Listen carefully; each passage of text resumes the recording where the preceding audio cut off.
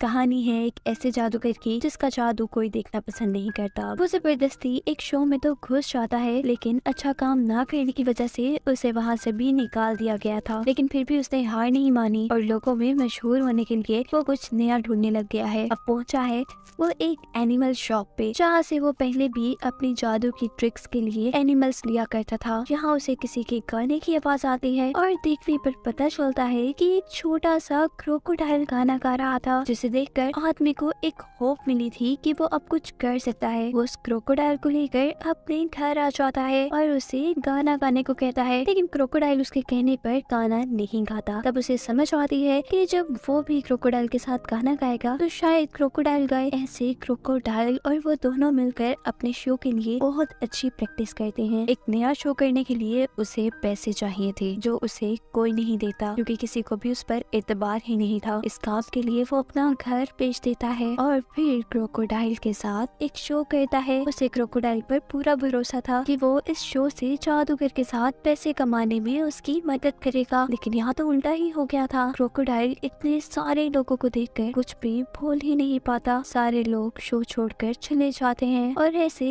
इस आदमी का घर भी उसके हाथ से चला जाता है। इस घर के बगैर वो पता नहीं कहाँ जाता, लेकिन वो क्रोकोडाइल को इसी घर पर एक खत के साथ छोड़ गया था, जिसमें लिखा था कि ये क्रोकोडाइल असल में मेरा है, लेकिन जो भी इस घर में आकर इस क्रोकोडाइल का ध्यान रखेगा ये क्रोकोडाइल उसका हो जाएगा। जो खत मिलता है 1.5 साल बाद इस घर में आने वाली फैमिली के एक बेटे को। वो लड़का क्रोकोडाइल को शीशे के बॉक्स में बंद देखता है और उसे छोड़कर चला जाता है। अगले दिन उसे क्रोकोडाइल वाले कमरे से कुछ आवाजें आ रही थी। वो जैसे ही वहाँ जाकर चेक करता है तो क्रोकोडाइल कांच के बॉक्स से बाहर आ चुका था। लड़का क्रोकोडाइल को देखकर डर जाता है। उसे लगता है कि मुझे इस क्रोकोडाइल से खतरा है, लेकिन असल में तो क्रोकोडाइल गाना गा रहा था। इसी डर में उस लड़के की कैट जब क्रोकोडाइल पर हमला करती है तो क्रोकोडाइल उसे जिंदा ही निगल लेता है। अपनी प्यारी बिल्ली को क्रोकोडाइल के पेट में जाता देख उस लड़के को बहुत गुस्सा आया था और उसने क्रोकोडाइल को घर से बाहर निकाल दिया था। लेकिन घर से बाहर जाते ही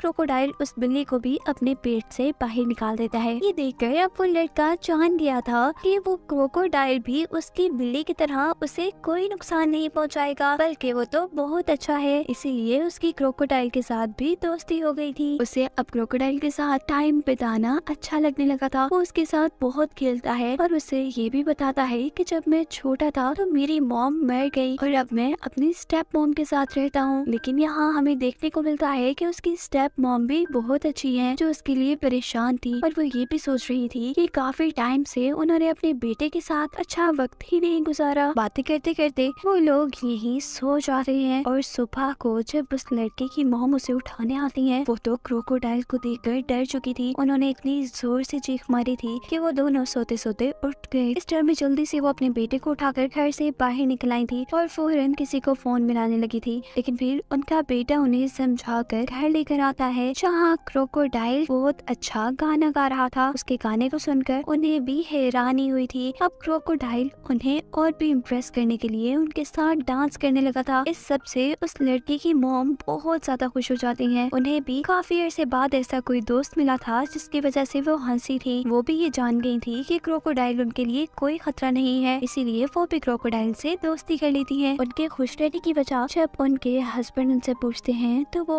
अपने हस्बैंड को क्रोकोडाइल के बारे में बता देती है, लेकिन उनके हस्बैंड खुश होने के बजाय वैसे ही डर चुके थे जैसे पहले वो डरी थी। वो तो क्रोकोडाइल को घर से बाहर ही निकालने वाले थे कि तभी जादूगर, जिसका क्रोकोडाइल असल में था, वो इस घर में आ जाता है और लड़के के डैड को एक परमिशन लेटर दिखा, जिसमें लिखा था कि वो 15 दिन अपने घर इन लोगों के साथ रह सकता था। जादूगर जाकर जब क्रोकोडाइल से मिलता है तो क्रोकोडाइल इस बार उससे बहुत ज्यादा नाराज था, क्योंकि वो क्रोकोडाइल को अकेला छोड़ गया था। फिर जादूगर जानता था कि उसे अपने क्रोकोडाइल को कैसे बनाना है। वो गाना गाता है, डांस करता है और ऐसे क्रोकोडाइल मान जाता है। अब वो आदमी जो क्रोकोडाइल को घर से बाहर निकालना चाहता था, वो काफी परेशान रहने लगा था। इसलिए नहीं कि क्रोकोडाइल उसके घर पे है, बल्कि इसलिए कि वो एक टीचर था और कोई बच्चा उससे नहीं रहता था। ऐसे में वो क्लास में सही से पढ़ा भी नहीं पाता था। तब यहाँ उसको इम्प्रेस करने क्रोकोडाइल उसे रेसलिंग सिखाता है, जिससे उसका कॉन्फिडेंस थोड़ा बढ़ता है और ऐसे वो अपने स्कूल में भी अच्छा काम करने लग गया था। इस तरह डैड भी क्रोकोडाइल को पसंद करने लगे थे और वो सब अब एक फैमिली बन गए थे। लेकिन यहाँ नया मसला ये निकल आता है कि उनकी सोसाइटी के लोगों को इस फैमिली का उनकी सोसाइटी में रहना पसंद नहीं था। वो इन लोगों को अपनी सोसाइटी में रखना नहीं चाहते थे। तो तभी यहाँ जादूगर आकर का मैजिक दिखाते हुए सभी लोगों को खामोश करवा देता है और ऐसे ये लोग भी इस घर से नहीं चाहते। इस काम की वजह से जादूगर उनके लिए एक महान इंसान बन जाता है और दिखाया जाता है कि अब इस जादूगर ने दोबारा एक शो रखा था जिसमें वो क्रोकोडाइल के साथ गाना गाना चाहता था, लेकिन क्रोकोडाइल उसका ये शो भी फ्लॉप करवा देता है क्योंकि उसने तो कोई गाना ही नहीं गाया था। जादूगर अब बहुत मायूस होकर घर आया था, जबकि अगले दिन भी क्रोकोडाइल को पकड़ने के लिए कुछ लोग आ गए थे जो उसे पकड़कर एक जू में ले आते हैं। वो छोटा लड़का जो कि क्रोकोडाइल का दोस्त बन चुका था, वो ये देखकर बहुत ज्यादा परेशान हुआ था।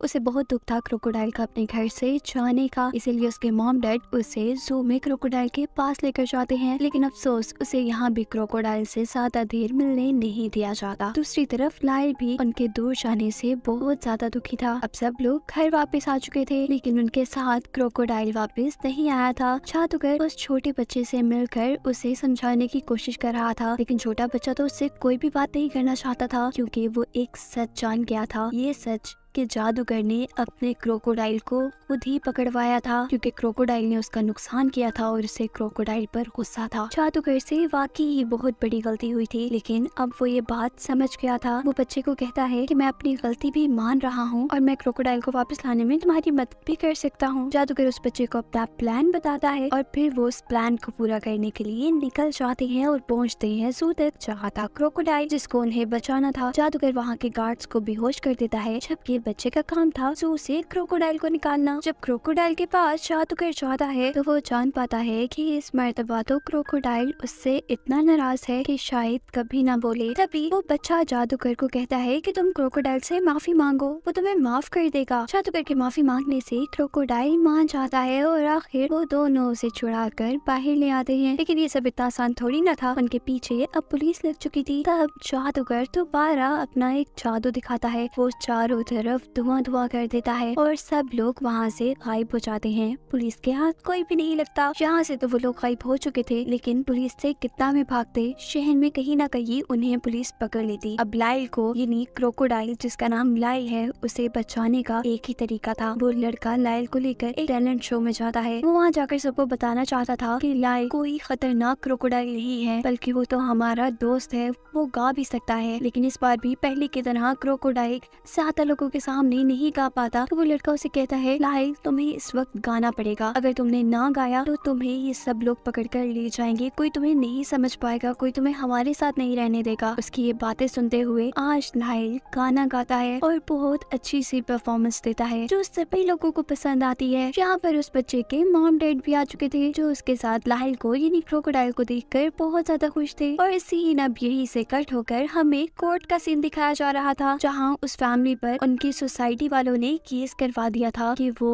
उनकी सोसाइटी में एक एनिमल के साथ रह रहे हैं और खतरनाक एनिमल को घरों में रखना गैर कानूनी है। उनके पास कोई परमिशन लेटर भी नहीं है। यानी अब दोबारा क्रोकोडाइल उनके हाथ से चला जाता। इससे पहले कि कोर्ट कोई फैसला सुनाती और क्रोकोडाइल को उस फैमिली से दूर कर देती, यहाँ दोबारा जादूगर एंट्री करता है और वो एक लाइसेंस अदालत को दिखाता है जिसमें उस क्रोकोडाइल को अपने घर में रखने की परमिशन दी गई थी। ऐसे अब अदालत ने भी उन लोगों को क्रोकोडाइल को अपने साथ रखने की परमिशन दे दी थी, जो सुनकर उनकी सोसाइटी के लोग बहुत ज्यादा गुस्सा हुए थे। लेकिन क्रोकोडाइल के नए डैड ने अब वहाँ सब कुछ संभाल लिया था। उसे हमेशा इसी फैमिली के साथ रहना था ताकि जादूगर के साथ इसे दिखाते हुए ये कहानी यहाँ खत्म हो जाती है।